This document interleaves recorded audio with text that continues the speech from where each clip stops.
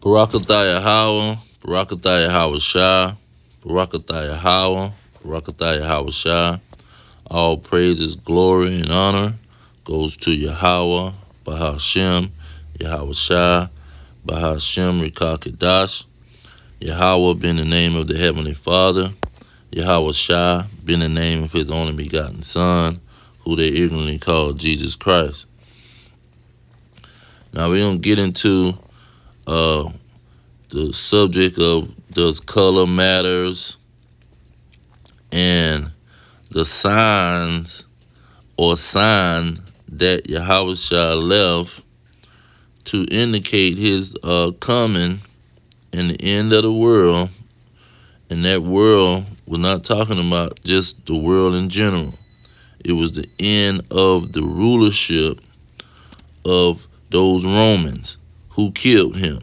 See, this is what they was asking Yahweh Shah. When is their world coming to an end? And that was the same peoples in Daniel, like he stated in Matthew 24 and 15. He said, just like in the prophet Daniel, these same peoples that was standing, that Daniel was talking about, that was going to be standing in the holy place.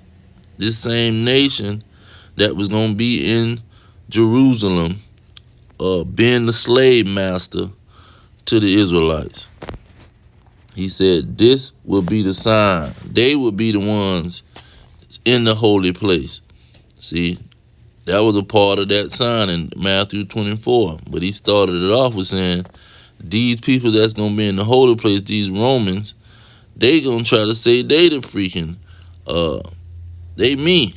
They going to impersonate me.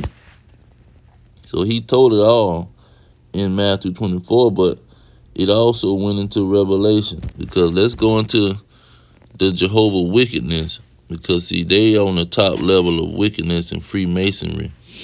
Let's go into their website and see how they break down this, how did Jesus look. You see, when you look at the far left at the top, on the far left, you see their tower, the watchtower on Jehovah wickedness. Okay, so it says the Bible's answer. No one knows exactly what Yahweh shall look like. You see how they tell a bold-faced lie. It says, since his physical appearance is not described in the Bible. Straight up lies, man. This indicates the Yahweh Shah's physical features are not important. Boy, a straight, bold-faced liars. These are the devils now. This is who these Negroes want to follow. However, the Bible does give us some idea of Yahweh Shah's general appearance. You see, this is the Freemasonry that they push out. This is the hypnotism and the mind control tactic that they push out to the people. It don't matter. Nobody know what he look like. But see, then you have to start telling the truth. Yahweh Shah was a Jew, so the Jews had a look, you idiots, and likely inherited some Semitic traits from his mother. See, they say likely, like he was just put into his mother's womb and then inherit none of her traits. See, it's not 100% likely he did it, because the Hebrews say he was a Jew. See, but that debunks everything that they saying that nobody know what he looked like, because we do know what the Israelites look like, especially the tribe of Judah. See, and the tribe of Levi. Moses was sleeping with all kind of Egyptians, and he wasn't the only one sleeping with Egyptian women and having babies, dark-skinned babies. So you know you a bold-faced devil and a liar, man. It says, it is unlikely that his features were especially distinctive. On one occasion, he was able to travel to Galilee without being recognized. You see how this crap, the man could have had on the disguise and garments, had nothing to do with his look of how his physical body looked. But this is what a dragon will bring up. You see, they bring up all kind of excuses to tell they lie. So they goes into the hair and the beard, saying that's unlawful. That's why they eventually had to come up off that, because they know that he followed the law, and that law was not done away with. Okay, let's get into the so-called misconception. See, they trying to say the truth is a lie. Salaki. They trying to say the truth is a lie. Yeah, let me take that off. Okay, they trying to say the truth is a lie. Well, they saying misconceptions about Yahushua's appearance. Some argue that Yahushua must have been of African descent. So now they want to go into, the African descent, which they just saying that he was a so-called black man. See, but it's really dark-skinned brown man. It says, because the book of Revelation compared his hair to wool and his feet to burnished brass. Now look how they try to get around these things with a bold-faced lie. See, because that's a description, and you know that's a description. So how you going to say he didn't? Look at what they said, man. The book of Revelation compares his hair. This is the hair a description. Who's to wool, and his feet a description. See, people, you let somebody lie to you, man, you got to be an idiot. And it really, you're not, the Lord got to be putting blinders on these people's eyeballs. Because a normal logical brain is not going to sit there and read a description and say, you know what, nobody, that's like you go to the police station and they give a description, hey, he was a tall, 7'5" Asian man. He had kinky eyes, light skin, red with a red jacket on, and then the people make the statement, and then you say, you know what, that's not nobody knows what that man looked like. Come on, man. It says the facts, which is a lie. The book of Revelation is presented in signs. This is how they first get you. This is how they get you, with a bold-faced lie. That's the first lie, to try to debunk the description. Oh, the description is some kind of metaphorical sign. That's a metaphorical lie. Because when you go into 1 and 1, this is what they put in the Bible. See, who just throw you slam off, because it's a bold-faced lie. It says, revelation of Yahushua Mashiach, who the Most High gave to show his servants, the prophets, these things that must surely take place, not the Jehovah wickedness. It says he sent his angel and presented it in signs through him to his servant John. You see, this is how they tell a bold-faced lie, in signs. It didn't say he presented nothing in signs. So let's debunk that lie, because that's the whole thing. Because look, they're going to go in. Let's just finish that, though. Finish that sentence before they get before we kill that signs crap. It says, in the description of his hair and his feet, use symbolic language. See, this is they turn the signs into symbolic language, qualified after his resurrection, not the description his physical appearance when he was on earth, and saying that his Yahushua's hair and his head and his hair was white as white wool as snow. It says uses color, not texture. The wool is a texture, you idiot, as a point of comparison. So he's saying they ain't comparing the texture of first of all, both of them, wool and snow, is looking like an afro. See, but when you're talking to these devils, this is what they're going to do. This represents due to the wisdom. So he had white hair he had woolly hair because of wisdom. Yeah, you're right, because the tribe of Judah got the top wisdom.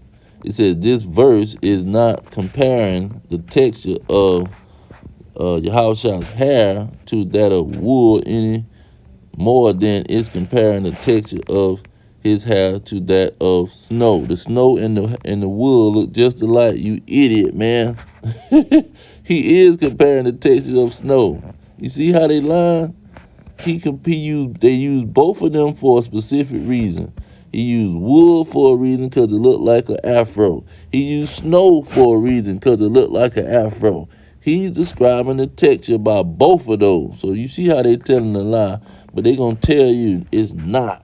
See, they gonna try to tell you it's not, so you can try to project that crap to your brain, which they telling a bold-faced lie. Then it goes into the feet part, where it says his face was shining like the sun.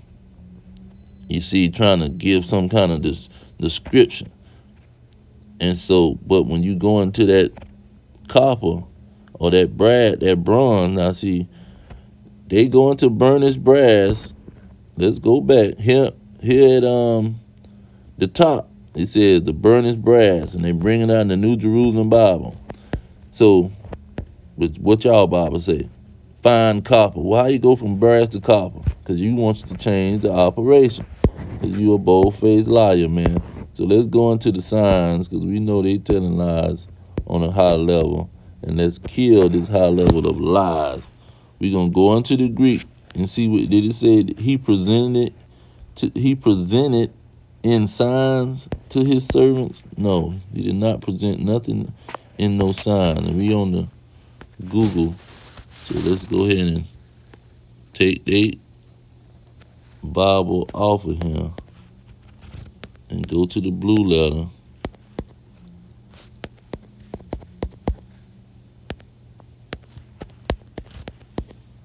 Okay. Bomb. Okay. Go to the blue letter. And then we're going to go to the Greek. No, we ain't messing with that one, Salakia. We're going to the blue letter in verse 1 of Revelation. You can clearly see it, and they ain't said nothing about no presenting it in signs. You are presenting it in a lie. That's what you presenting it as, you Jehovah wickedness.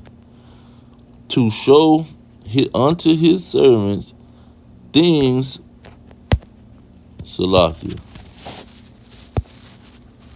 things which must shortly come to pass, and this the part, and sent. So that's certified. We ain't got to go into that. But and signified. Let's go into the signified. What is the signified all about? To give a sign. Okay. Now what in the world is they talking about? Where do you get presented to in signs?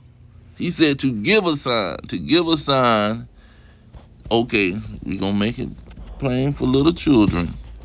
If you give me a sign, a poster board with 12 tribes on it, the 12 tribe chart sign, you give me that sign. Here you go, bomb.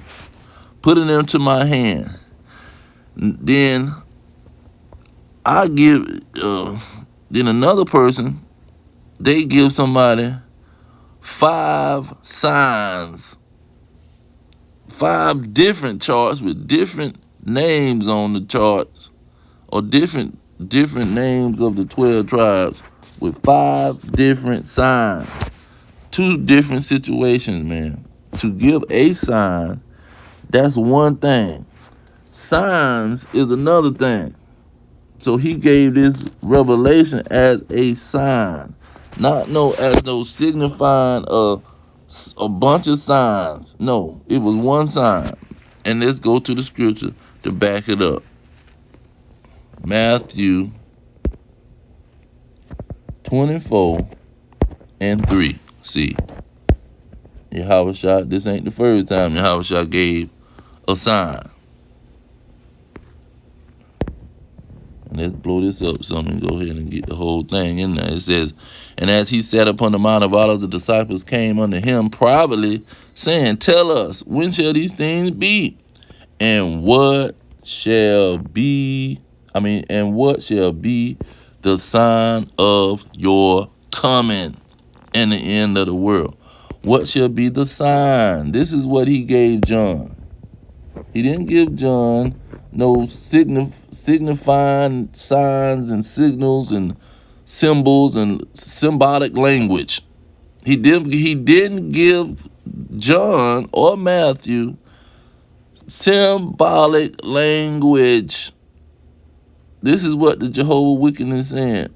Oh, this description of Jehovah ain't a sign, ain't gonna be the sign of his coming, ain't gonna be the sign of the end of the world, ain't gonna be that great sign that he's given his servants, the prophets, that he's given the Israelites. That's not gonna be the sign. The sign what Revelation is talking about, symbolic language. He's gonna be giving them symbolic language.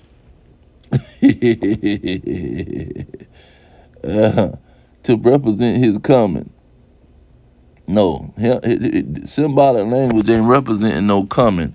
Ain't gonna be some kind of miraculous show of his coming. But this is what they did. Now let's go into that sign right there and see what word pop up. See, Mount of Olives, privately. Let's shorten that up so I can see what's going on. Where is it? Sign. And I'm thinking it's the same word now. Well, let's go ahead and signify. Okay, a sign, mark, Strong's.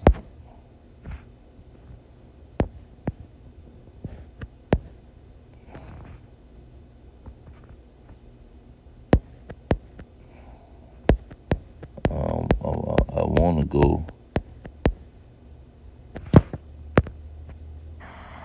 Strong's G 4592. Semayon.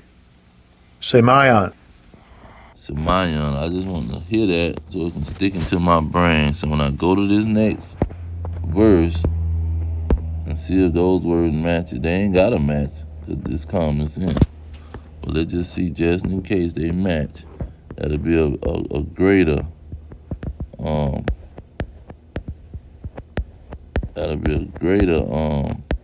exposure of these dragons. Oh, you did. See, a bold-faced liar. Strong's G 4591. Semino. See, they sound similar. Semino and the other one sound similar.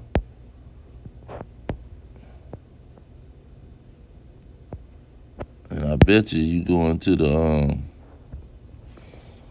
whatchamacallit, they used to have an etymology. Or they get it from another word.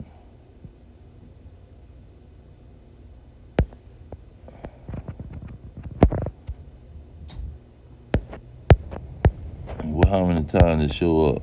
John, Acts, signifying his death, signify the crime laid against him. Yeah, and look at how it's used now. It said, this, he said, signifying what death he should die. And it's still not talking about no symbolic language. He's being specific. He gonna show them the sign, show them how he gonna die. Give them an example of how, or give him the way he gonna die. But let's go into random words similar, but they're not exactly the same, but they similar. Let's go back to Matthew 24. We won't stay in the blue letter while we already on here. After he said this sign, okay, what is the sign What is the major sign? And number one, see, this is another thing. People out there don't know how to read. The main idea is always in the beginning. People always hit you with what they trying to tell you in the beginning. So when he asks him the question, he gonna give him the number one in the top situation that they need to look out for the sign, And what we talking about? We talking about Yahweh telling them when the end of the world is and when the sign gonna happen. This is the beginning. Revelation chapter 1 is the beginning of all the signs. Just like they say, oh, Matthew 24, this is Jehovah wickedness to tell you to say, this is what they'll say. Matthew 24, he giving all the signs of his coming. Different signs, okay?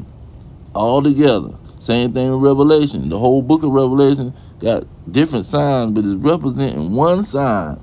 And what is he starting it off with? The description of his looking. But what is going on with that description? Look at verse 4. It says, and Yahweh shall answer and said unto them, take heed that no man deceive you. Somebody gonna be lying. And they're gonna be saying, oh, it don't matter how he look. See, his look don't even matter. Okay, that's a clear sign. Oh no, you know what? Let's do both sides. His look matters, his look don't matter. What lie is the greatest in this situation? What lie look like is matching this situation? For many shall come in my name saying, I am Christ, and shall deceive many. So somebody gonna come saying that they him. So the description of him matters. They said it don't matter. But if you got an imposter, how you gonna get to the truth? How you gonna get to the truth and not be deceived if you got the right description of him? If you don't got the description of him, see, you just got a bunch of symbolic language. How you gonna find out who is the deceiver, the false Christ? How you gonna find out who is this liar that's talking about I'm him? And mainly, who was doing that the most? The Edomites. They were sitting around talking about Jesus, which we know that you ain't finna, and they could be Jesus all they want, but they ain't Yahweh, because that's not his name anyway. First of all, they lying on that. Look at verse 11. It says, and many false prophets shall rise and shall deceive many. They are the false prophet. Now we jump down to 15. It ain't even far. It ain't even a big separation. Look at this. Verse 11, 12. And then look at the good news. It's going all over. It's so connected to the good news. So first of all, we started at verse 1, verse 4 and 5. Told you about this sign. It's gonna be somebody lying to you, man. Make sure you don't let these people lie to you and tell you that my description don't matter and my description is symbolic language. Okay, 4 and 5. Then he talk about the wars and things from 4 from 6 to 6 to 9. And then 10, he tell you, okay, it's gonna be some Negroes that's gonna be offended that the truth is coming out, and they gonna go with their slave master. Then he says it's gonna be many people that's following the slave master and telling you that these Edomites is the gospel. They got the gospel, and the love of the world is gonna get real cold out him. Then he says, to be saved, you're gonna have to hear this gospel, and this is the main operation in 15. When ye therefore shall see the abomination, oh my God, of desolation spoken by Daniel the prophet stand in the holy place. This is when you gonna understand who the Edomites is, certified. Who is the deceiver? Because they the ones putting their pictures up. They go over there in that land trying to say that they are the tribe of Judah. They trying to say they are the tribe of Judah. They are who he looked like. See, it looked like them, and they just don't know that they fulfilling prophecy. Let's get that. They fulfilling major prophecy in Ezekiel 36. See, when you stand your behind over there in that land, we know exactly who you is. See, because these are the people that was prophesied to go up in that land and stand up in there, and they the false prophets. They the people that's trying to steal his identity, saying we are the anointed. We the ones that is the tribe of Judah. Says, therefore, thus says the Lord God, surely in the fire of my jealousy have I spoken against the residue of the heathen and against all Idumea. The Edomites is going to go over there and standing up in that land. Because, first of all, you dragon is red. Edom means red. You red. The burnished brass, we going to get into that because I got a video for that. Which have appointed my land into their possession. See, so their land is going to be given to the Edomites. This is what it's all about. So Jehovah shall let you know, when you going to understand what I'm talking about. I ain't got to spell it out all the way to you. But Daniel was talking about when I get killed, it's going to be some Edomites over here, man. Standing up in the Holy Land. See, tearing down the temple. There's Vespucian and Titus went in there and tore the thing down. A bunch of Edomites during the Horonian dynasty, with Herod was a certified Edomite.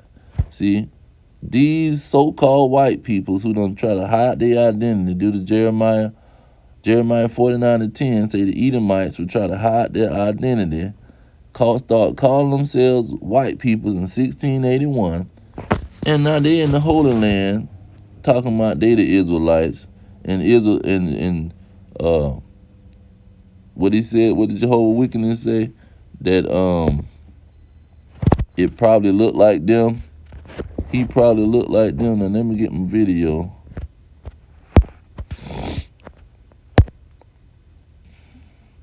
Let me get my video. Where would it be? Going back this way. See it? Is this my video? Here it is.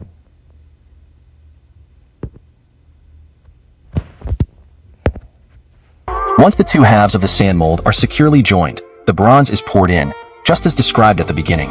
After cooling, any sand adhering to the surface and interior of the bronze must be cleaned off. Excess bronze is then knocked away, revealing the rough shape of the bell. In the final steps, workers pinpoint the bell's central position for drilling a hole and inserting a clapper for sound. After repeated polishing and buffing, the bronze bell is complete and ready to ring. Observe carefully as workers begin. The sand adhering to the surface and interior of the bronze must be cleaned off. Excess bronze is then knocked away, revealing the rough shape of the bell. In the final steps, workers pinpoint the bell's central position for drilling a hole and inserting a clapper for sound. After repeated polishing and buffing, the bronze bell is complete and ready to ring. Observe. And there go the bronze right there. You had to Particles buff it of the bell. They In the had to final polish steps, it workers and buff pinpoint it the bell's central position for drilling so a it can hole shine and inserting like a it clapper for shines. sound. After repeated polishing and buffing, See, repeated polishing and buffing. And it still didn't come out looking like no leprosy having Edomite, man. No albinism having Edomite. No recessive gene without no pigment in your skin, Edomite. See, talking about we don't know the description. It's only one nation on the earth that's got leprosy. That's a whole nation. Now the Hamites, they have albinisms. The Israelites have albinism. The Chinaman and everybody else have albinism. But it's only one nation, see, that got albinism, and that's these Edomites. And we can go on the bronze breaking that. workers pinpoint the bell's central position for drilling a hole and inserting a clapper for sound. The blue letter and get some more of this burnt brass stuff. Okay, when you go to Revelation,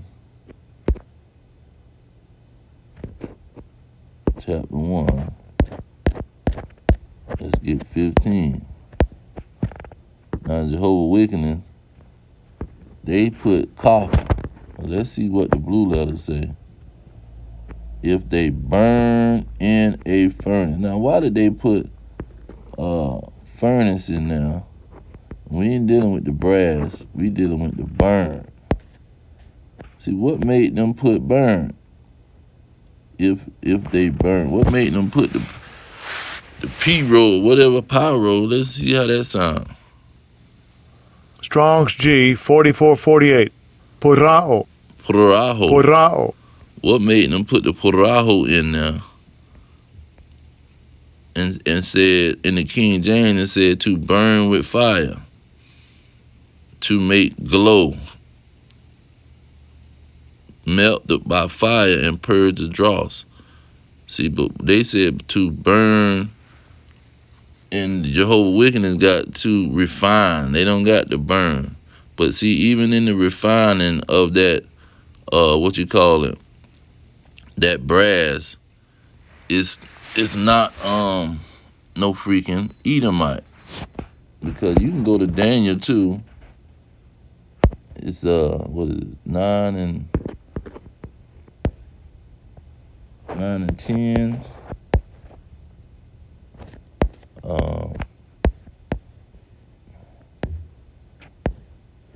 Not 9. I guess it's let's try 10. Daniel 10.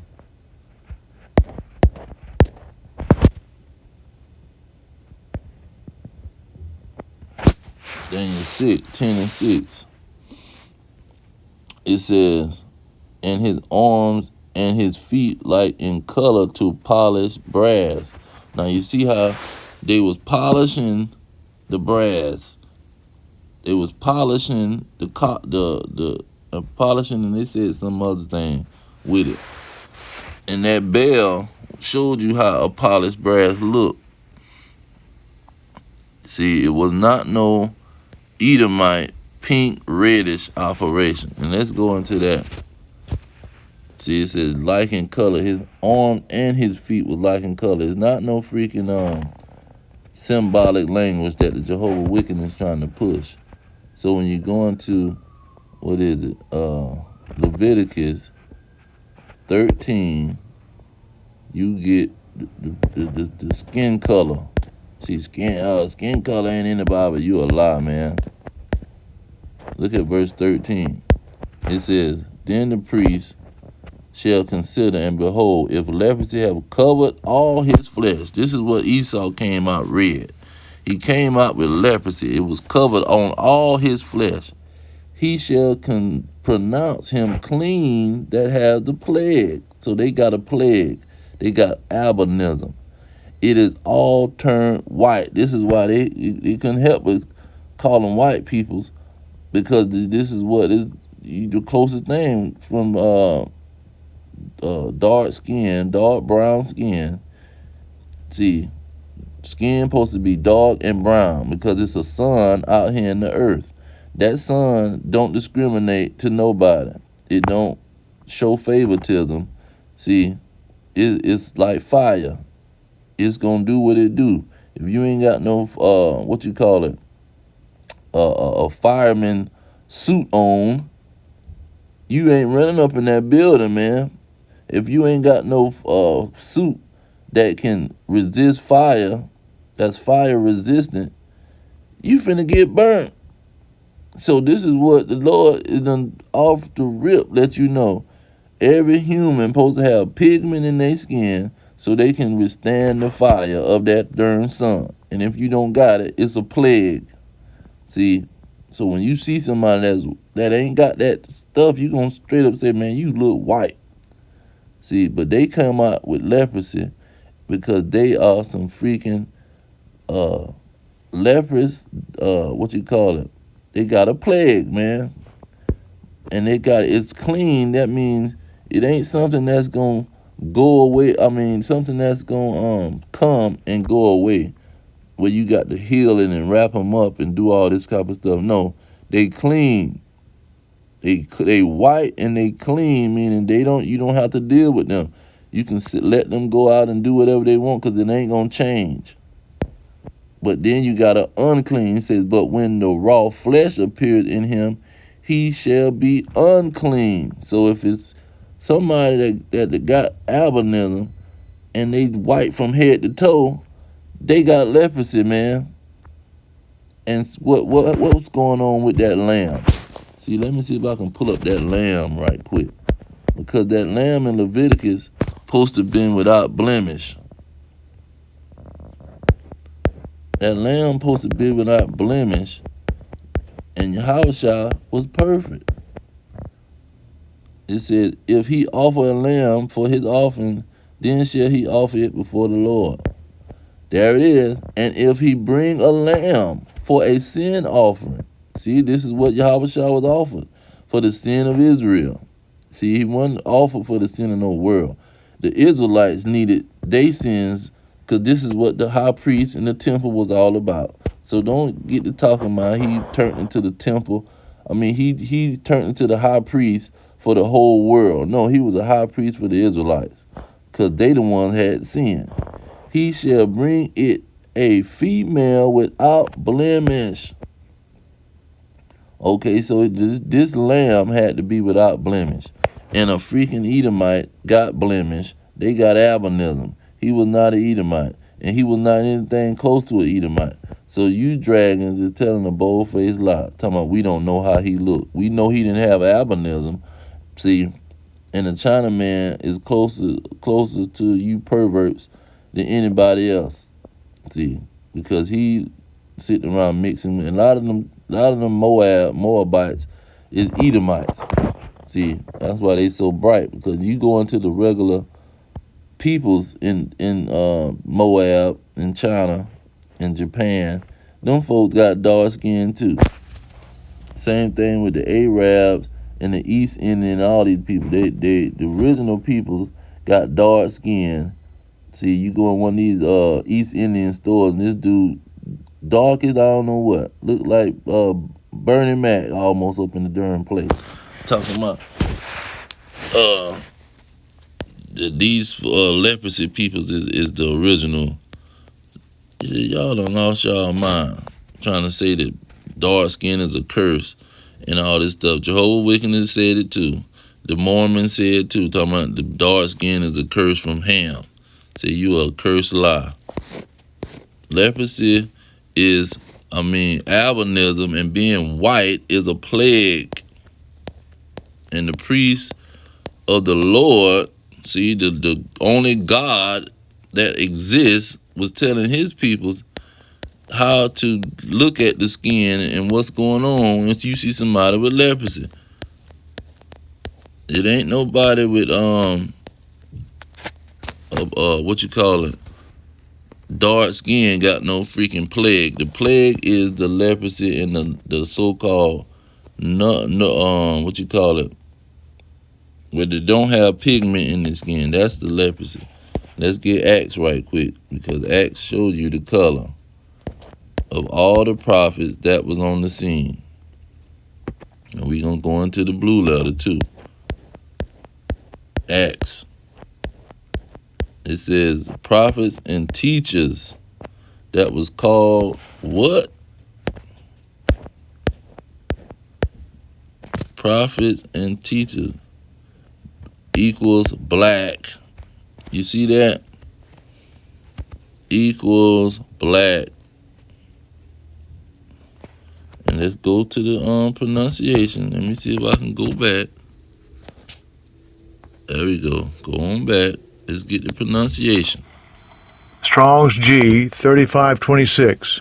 Niger. Niger. Strong's G 3526. Niger. You see, Niger. this is how Yahushua looked at, man. And all of the tribe of Judah. Them was Judites in there. See, they weren't dealing with the 10 tribes. The 10 tribes had went to slavery to the Assyrians 700 years before Yahushua even got on the scene. So they was already, most of them was gone. So this was the tribe of Judah, Benjamin, and Levi dark-skinned Negroes, man, dealing with these Roman Edomites, Horonian dynasty, a bunch of red dragons who done infiltrated the freaking temple and the whole country. See, they up and down, walking around being a slave master, and the Israelites got to tuck their tail and try to sell out to their freaking slave master and be some coons in there, man, talking about we only got one king, that's Caesar. But that's the main thing, that these Jehovah Wickedness is some bold-faced liars. On their website, they'll tell you too that this word means black.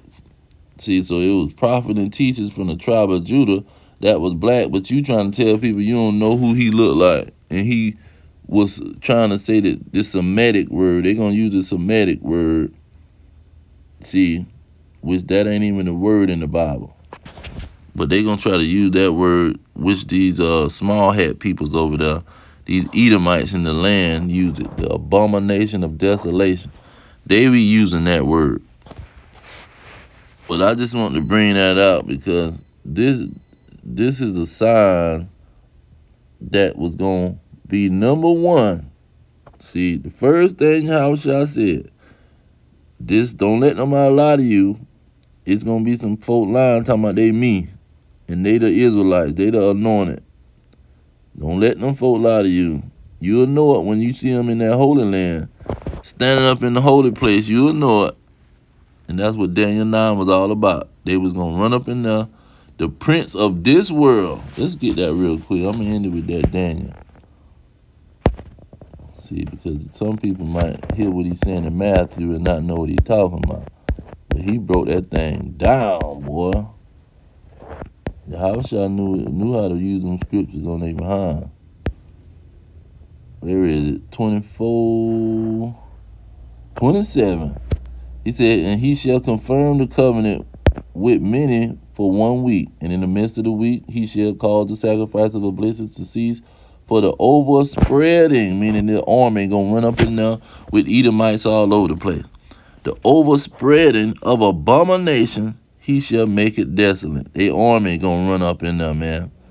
But look what he called them in verse 26. He says, and after the 62 weeks shall the Messiah be cut off. So some people going to come and kill him.